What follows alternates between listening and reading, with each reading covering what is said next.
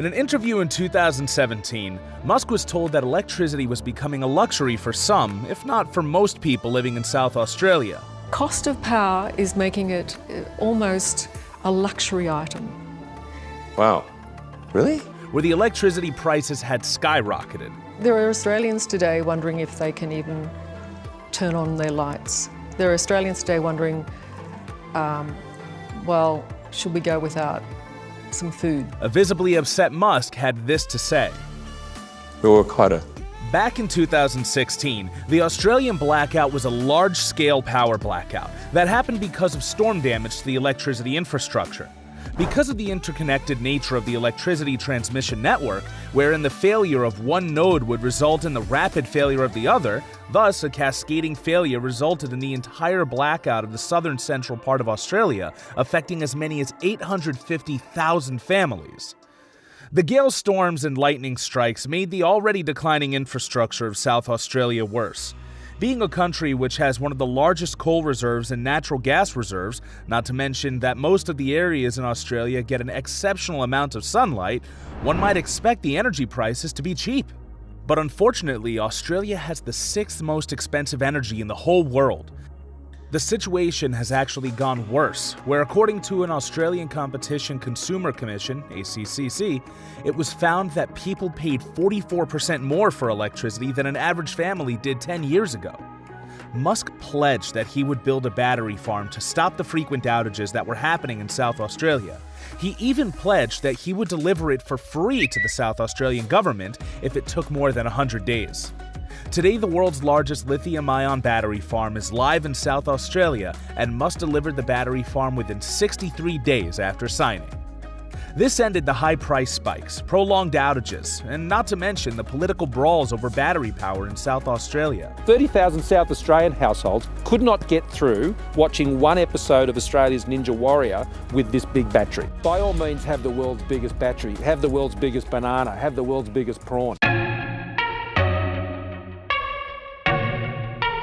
Tesla created the 100 NW battery storage farm in the Hornsdale Power Reserve, which mostly uses wind and solar power, costing Tesla about $50 million.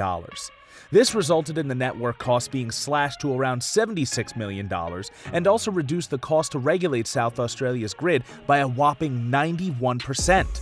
A Bloomberg financial analyst noted the effects the battery farm had, saying, "Not only has the Hornsdale Power Reserve identified how batteries can physically help the grid, it has also shown how they can make money along the way." Tesla said in a statement, "The completion of the world's largest lithium-ion battery in record time shows that a sustainable, effective energy solution is possible, and hope this project provides a model for future deployments around the world." With this, Musk proved that renewable energy can be effectively stored in storage solutions and can be used in the event of failure of the large-scale network transmissions, a feature too common in tornado and other natural disaster-hit areas. Tesla has been pushing its battery storage solutions and solar panels after it acquired SolarCity, a venture started by Musk's cousins in June 2016 for $2.5 to $3 billion. Musk said that the reason for this is creating a seamlessly integrated Tesla battery and solar power product that looks beautiful. The merger was completed later in 2016. With the merger completion, Tesla Motors Incorporated changed its name to Tesla Incorporated. Musk is pushing hard for solar energy. He compared the sun to a nuclear fusion reactor without the nuclear waste. After acquiring SolarCity, Musk announced the solar roof, which is designed to look like normal roof tiles, where the photovoltaic cells would make up the entire roof surface rather than mounting the traditional solar panels to the existing roof. The most important announcement came in the form of Battery Storage Solutions' Tesla Powerwall 2, a home battery product that was introduced to store the surplus power either from the tiles, solar panels, or from the grid. As of 2020, Tesla is still tinkering with the product 3 years after announcing the concept, having done trial installations with 2 different iterations so far. There's something of a work still in progress. Despite being announced 3 years back, Tesla still hasn't performed many actual installations of its solar roof. During an annual shareholder meeting, Musk said that the 3rd iteration of the tile was being worked on. Musk is pushing hard for solar energy as a means to replace traditional coal power plants, which remains largely active in energy-hungry countries like India and China, and nuclear power plants. The latter produces large amounts of nuclear waste that remains radioactive for decades. Not only Musk, even countries whose entire economy traditionally revolved around crude oil and petroleum products are now pushing for renewable energy. Petroleum exporting countries, which came after the discovery of vast reserves of crude oil and natural gases, are now steadily diversifying their economy. Saudi Arabia, where the annual rainfall average is just around 400 millimeters and petroleum products contributing to 60% of GDP, has begun investing in renewable energy. Meanwhile, two giants, India and China, who still operate coal power plants for their power-hungry economy, have shown one of the largest solar power farms in the world.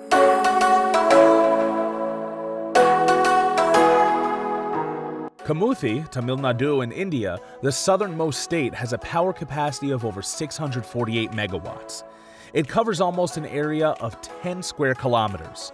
It was the largest solar power plant in 2016, comprised of more than 2.5 million individual solar modules at a cost of $679 million US. This power plant now produces enough electricity to power 150,000 homes in India. Both the governments of India, 4.9 million barrels a day, and China, 13.5 million barrels a day, which together consume about 18.4 million barrels a day, still do not even come close to the United States, despite having 1/8 the combined population of India and China consumes around 20 million barrels a day. The demands for petroleum in the developing nations continue to increase, while India is slated to overtake China in the consumption of petroleum by 2025.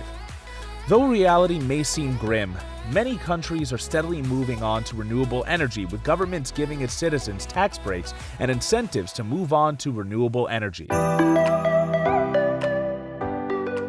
Countries like Iceland became the first ever country to completely move on to a renewable form of energy, becoming the largest clean energy producer per capita.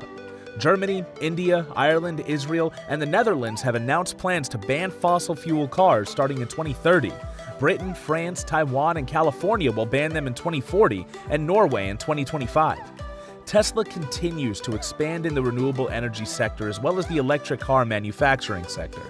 Tesla will continue to play a pivotal role in the coming decades to wean people off of non-renewable energy resources. You can do your bit too to prevent climate change in our lifetime. Simple things like turning off lights, fans, etc. saves a lot of unnecessary power consumption. Before I end this video, I just want to share this quick story. When I was in 8th grade and was studying for my EV, environmental exam, I read a lot of things about saving energy consumption, etc. But what stuck with me to this day was this one line which read, "Energy saved is energy produced." So we'll leave it right here. Hope you guys enjoyed the video. Please don't forget to hit that like button and do subscribe for more awesome content. See you guys next time. Take my hand, we'll make it somehow.